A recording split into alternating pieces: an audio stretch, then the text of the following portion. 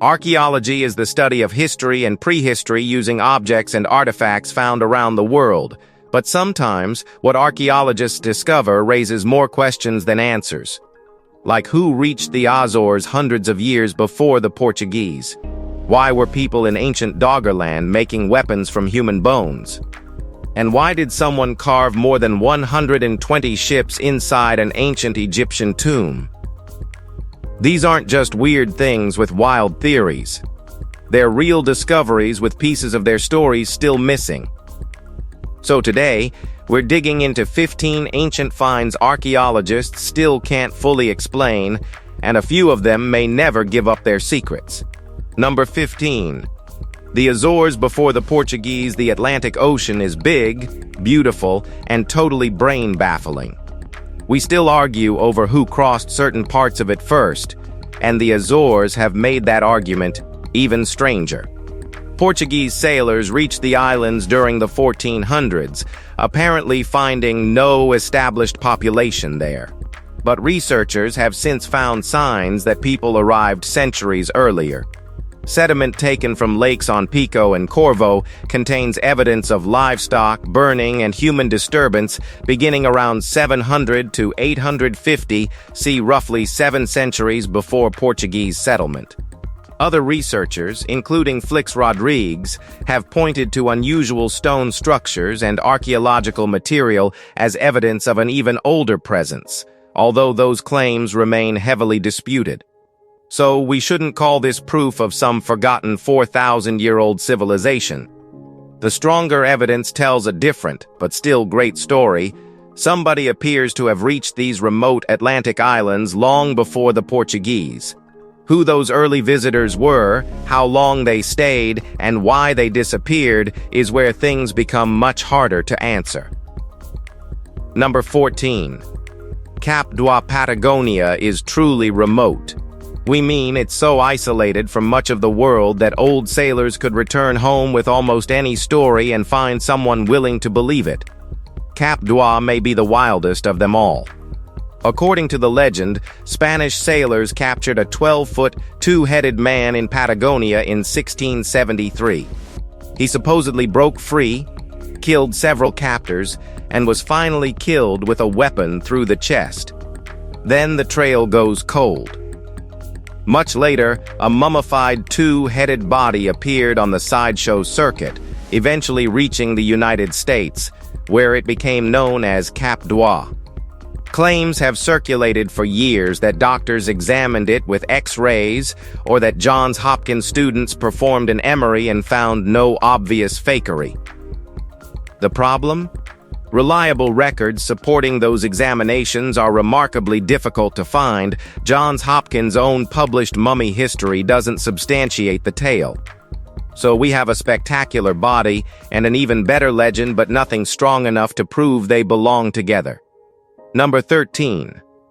Surt's Cave. When it comes to Iceland, fire and ice are only half the story. Deep inside Surtshellir, a lava cave formed after an eruption around the time Iceland was first being settled, archaeologists found signs that people were doing far more than simply taking shelter.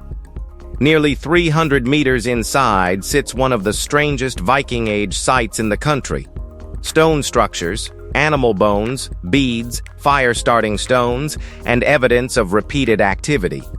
One massive wall once blocked the passage so completely that anyone entering would have faced a serious obstacle in total darkness. Old Icelandic stories later connected the cave with outlaws, while other evidence points toward ritual use linked to Surtur, the fire giant of Norse belief. Researchers have even found burned and butchered domestic animal remains inside. None of this gives us one clean answer. Outlaws may have used the cave. Rituals may have happened there too. The troubling part is that both explanations fit surprisingly well. What is your take on it? What was it used for? Number 12. The Guanches. So, were giants living on the Canary Islands? Probably not in the way old stories make it sound. But the Guanches were real, and their story is odd enough without turning them into mythical people. They were the indigenous inhabitants of the Canary Islands before the Spanish conquest, and ancient DNA now links them strongly to North African populations related to the Berbers. Early European descriptions sometimes portrayed Guanche men as tall, strongly built, and fair-haired, which helped feed later tales about Atlantic giants and even Atlantis. The archaeological record tells a more grounded story. They lived in caves and simple settlements, raised animals, made pottery, and practiced elaborate burial customs, including forms of mummification on certain islands. Spanish conquest during the 15th century shattered much of their society through warfare, enslavement, disease, and assimilation. But they never vanished completely. Modern Canary Islanders still carry a measurable share of Guanche ancestry. Number 11. The Nazca and their mysterious drugs, the dead of Peru, have revealed something their people never wrote down. Experts examining hair from mummies and trophy heads found traces of powerful psychoactive and stimulant substances, giving us an unusually intimate look at ceremonial life among ancient communities associated with the Nazca region. Coca leaves were part of the picture, but the evidence went further. Scientists also identified compounds linked to the San Pedro cactus and Banisteriopsis caapi, a plant famous for its role in ayahuasca. That last discovery raised an especially curious question, because the vine does not naturally grow along Peru's dry southern coast. Someone had to bring it there, possibly across considerable distances. Even more intriguing, certain trophy head individuals appear to have consumed these substances before death. Whether they took them willingly during ceremonies, received them as part of sacrifice, or used them for another purpose cannot be proved. Their hair preserved the chemistry remarkably well. We know what entered their bodies, but what they experienced afterward disappeared with them. Number 10. Boxton man who killed this man? Well, that question has baffled researchers for decades, and the victim has been dead for roughly 700 years. Boxton man was pulled from a Swedish peat bog in 1936, still wearing remarkably preserved medieval clothing. He was around 30 to 35 years old, apparently well-dressed, and his skull carried injuries consistent with several heavy blows. Then comes the truly peculiar detail. His body had been held down with wooden stakes, as though whoever put him there was determined that he would never rise from the bog. One explanation paints him as a tax collector who made dangerous enemies, another links him to military recruitment. There is even disagreement over whether every injury occurred before death. His expensive clothes tell us he probably wasn't poor, but they offer no name and certainly no killer. Number 9. The Red Lady of Paviland. The name Red Lady of Paviland has survived for 2 centuries, which is slightly unfortunate, because almost everything behind that name turned out to be wrong. When William Buckland examined the ochre-covered skeleton from a Welsh cave in 1823, he believed the remains belonged to a woman from the Roman period. Later research changed the story completely. The lady was actually a young man who died more than 30,000 years ago, making the burial far older than anyone in Buckland's time thought possible. Red ochre covered his remains, while objects placed nearby suggest his burial carried real ceremony rather than simple disposal. Even his world would have looked nothing like Wales today. Ice Age animals moved across the landscape, and the coastline lay much farther away. Perhaps the strangest part is how long one mistaken identity survived. Science eventually gave this young man back his age, sex, and place in prehistory. But the nickname attached by mistake is still the one everyone remembers. Number 8. The Doggerland human bone weapons. Among the prehistoric weapons recovered from the North Sea are 2 objects that feel far more personal than ordinary hunting tools. Around 11,000 years ago, people living in Doggerland the land that once joined Britain with mainland Europe, shaped pointed weapons from bone. Most examples studied by researchers came from red deer, an obvious and useful source of material. Two, however, were fashioned from human bone. That choice is difficult to explain through practicality alone. Human remains were less readily available, and there was no clear advantage in choosing them over animal bone. Whoever made these points may therefore have cared about the identity of the person whose remains they used. Perhaps the bone belonged to an ancestor, a respected member of the community, or someone whose strength was believed to continue after death. We cannot know whether such weapons carried spiritual meaning, status, or something darker. But one detail remains hard to ignore. Somebody deliberately turned part of another human being into something they could carry. Well, history is puzzling. Number 7. The Bori Kalong stones. Bori Kalong is the kind of place where death was never meant to pass quietly. Across this part of South Sulawesi stand enormous stone pillars, each raised for someone important among the Toraja people. Strangely, nobody is buried beneath them. The body went elsewhere, often into one of the rock-cut graves nearby.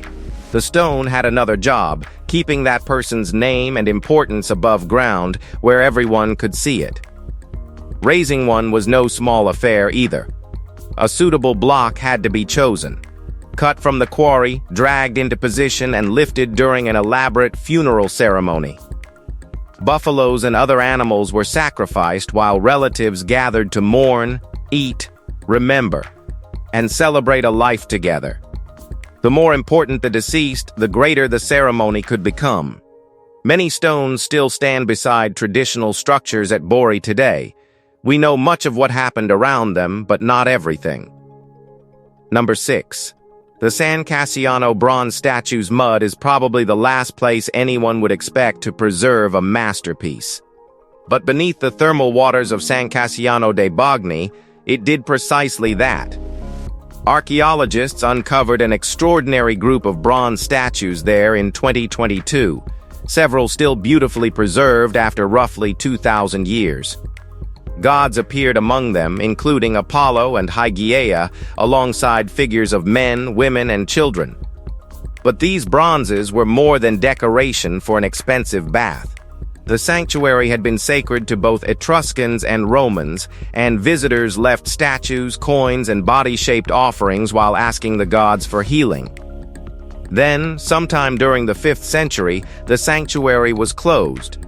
Instead of destroying its sacred objects, people carefully placed many of them into the hot pools before sealing the area beneath heavy stone columns. That decision probably saved them. The warm water and thick mud protected the metal for centuries. But why did these objects receive such careful treatment? Number 5. The Sharoon Bumbagar tomb. For more than 1,300 years, nobody touched this grave. No robbers forced their way inside, no later burial disturbed it, and no inscription was left behind to tell us whose tomb it actually was. Mongolian archaeologists reached the Sharoon Bumbagar burial in 2011 near Kerman-Dens and found a long, narrow passage leading through stone doors into sealed chambers. The walls were still covered with paintings of warriors, dragons, attendants, and ceremonial processions, all made with a mix of Turkic and Chinese artistic styles. Everything about the place suggested wealth and power. The person buried there may have been a governor, commander, or another top-ranking figure living under Tang influence during the 7th century. But his name is still missing from the story. That's what gives this tomb its pull. Whoever he was, enormous care went into preparing his final resting place, and somehow, for 13 centuries, the world simply left him alone. Number 4. The strange case of Thomas Theodore Merlin. Thomas Theodore Merlin has one of those stories that becomes harder to believe with every new detail. According to the tale surrounding his collection, Merlin was a 19th-century English naturalist whose London home contained specimens no respectable museum would know how to label. Skeletal fairies, winged creatures, vampires, strange beasts, and preserved organs supposedly filled cabinets and jars throughout the property. Photographs of the collection eventually spread online, and Merlin's name became attached to an elaborate history involving secret research and creatures science had somehow overlooked. There is, however, a rather important problem. Merlin himself was not the forgotten Victorian scientist the story claimed. The entire mythology belongs to artist Alex C.F.'s Merlin Cryptid Museum, an art project built with remarkably convincing handmade specimens and fictional records. That truth almost makes the collection more interesting. People saw photos and began filling the gaps themselves. A fictional scientist acquired biographies, theories, and supposed secrets until invention started behaving like history. Sometimes a mystery survives because nobody has an answer. Number 3. The Nazca A room filled with severed noses sounds more like a strange collector's obsession than something belonging inside Copenhagen's Ny Carlsberg glyptothek. Yet that is essentially what the Nazca contains. Rows of plaster noses once attached to damaged Greek and Roman sculptures. During the 19th century, restoring ancient statues often meant making them look complete again. Missing noses were replaced, broken features repaired, and centuries of damage quietly covered over. Eventually, attitudes changed. Curators began questioning whether these additions were improving history or rewriting it. The false pieces were removed, leaving the statues with the scars time had actually given them.